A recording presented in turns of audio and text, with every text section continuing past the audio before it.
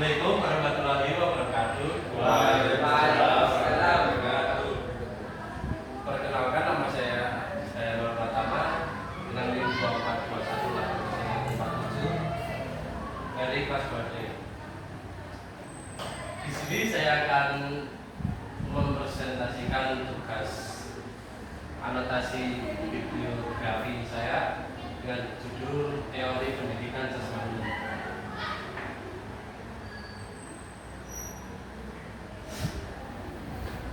Ringkasan singkat. Karya ini secara mendalam mengkaji 3 pilar utama, yaitu landasan filosofi yang membentuk esensi pendidikan jasmani, metode dan strategi pembelajaran efektif dalam konteks pendidikan jasmani, serta proyeksi dan tantangan masa depan disiplin ilmu ini.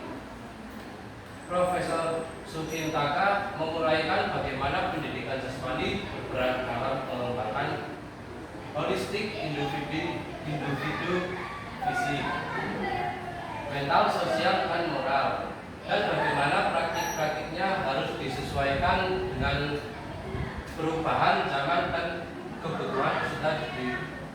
Buku ini juga membahas prinsip-prinsip pedagogis dan didaktis yang relevan untuk mencapai tujuan-tujuan pendidikan jasmani.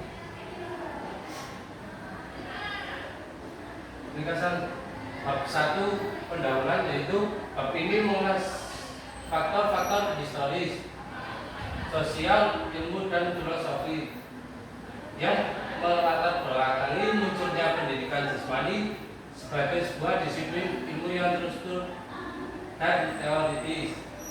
Ini mungkin mencakup pembahasan tentang evolusi pemikiran mengenai tubuh dan gerak dari masa kuno hingga modern, peran kebugaran fisik dalam berbagai peradaban, serta bagaimana kebutuhan masyarakat atau kemajuan dunia, misalnya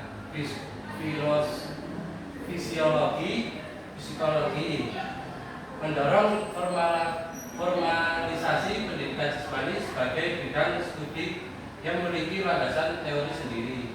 Pada bab ini juga memberikan definisi awal tentang apa itu pendidikan jasmani. Bab 2, filsafat pendidikan jasmani. Filsafat pendidikan jasmani dapat dirumuskan sebagai berikut. Pendidikan merupakan pengembangan semua aspek pribadi manusia untuk menuju manusia Indonesia seutuhnya. Perubahan secara teoritik, yaitu perubahannya filsafat pendidikan jasmani akan mengubah pandangan tentang pendidikan jasmani itu sendiri. Secara teori, tujuan dan penentuan pelaksanaan pendidikan harus menyesuaikan dengan filsafat pendidikan jasmani yang baru.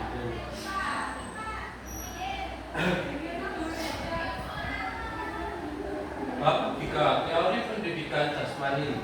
Pendidikan jasmani merupakan bagaimana dari geomonologi, yakni pengetahuan tentang berlatih, dilatih atau melatih, yang terdiri dari 3 bagian. 1. Pendidikan jasmani. 2. Olahraga. 3. Rekreasi. Pendidikan jasmani juga merupakan pergaulan pedagogi dalam bidang gerak dan pengetahuan tubuh. Selanjutnya, Isdok juga menerangkan bahwa pendidikan jasmani merupakan pendidikan. Pendidikan itu menolong anak-anak mencapai kedewasaannya.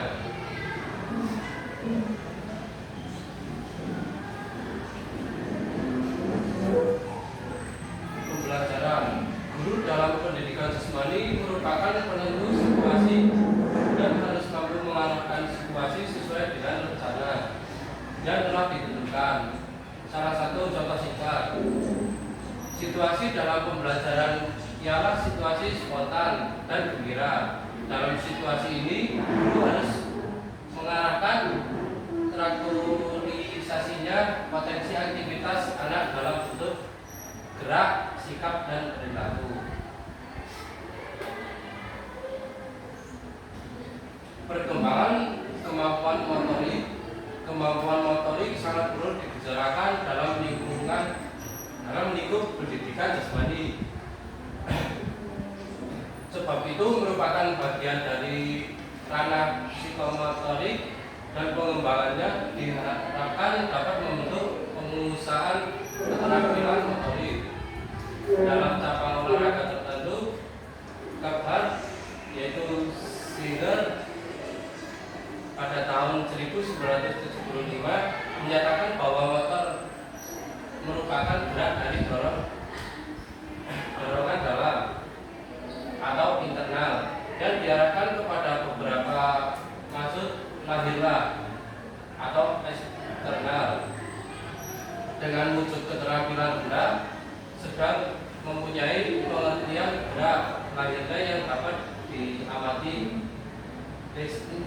mementingkan ketepatan.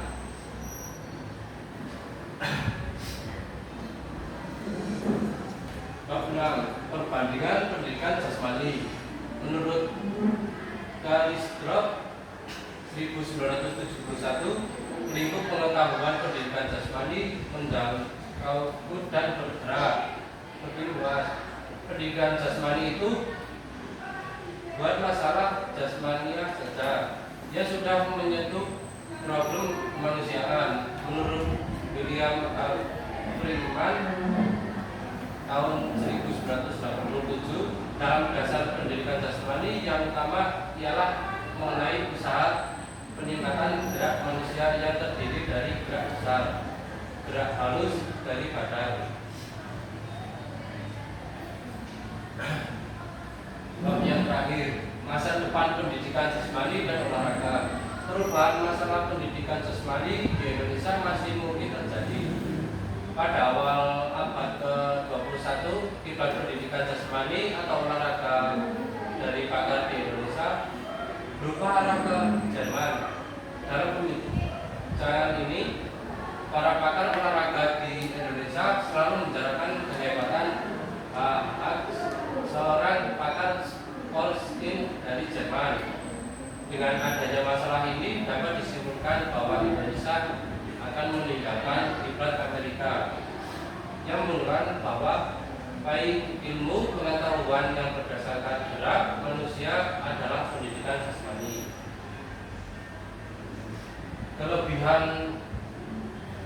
Kelebihannya yaitu pendidikan jasmani dikaji tidak hanya dari fisik, tetapi juga mental, sosial, dan moral, mencerminkan pendekatan menyeluruh terhadap perkembangan manusia. Meskipun terbit pada tahun 2004, nilai-nilai dasar dan prinsip pedagogiknya masih relevan untuk masa kini.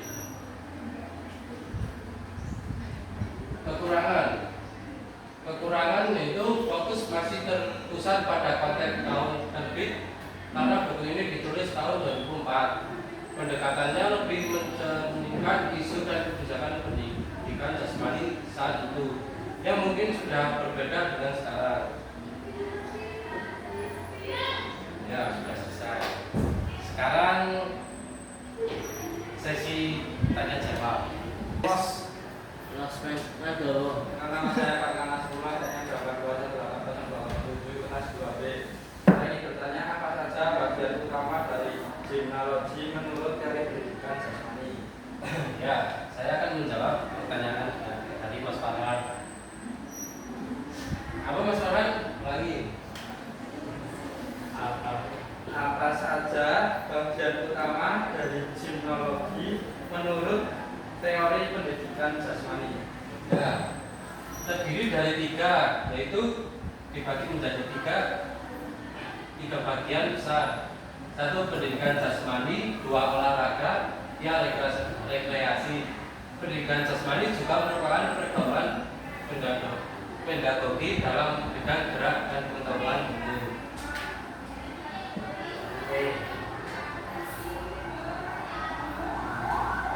Selanjutnya saya kenalkan nama saya Faruk dari kelas 2B. Jelaskan latar belakang munculnya pendidikan jasmani sebagai disiplin ilmu. Ya, saya akan menjawab pertanyaan dari Mas Anang. Jelaskan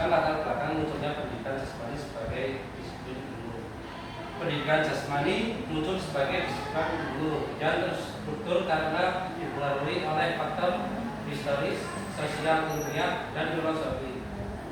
Perkembangan pemikiran tentang tubuh dan gerak dari masa kuno hingga modern serta kemajuan dalam bidang filosofi dan psikologi mendorong normalisasi pendidikan jasmani sebagai bidang yang memiliki landasan teori sendiri.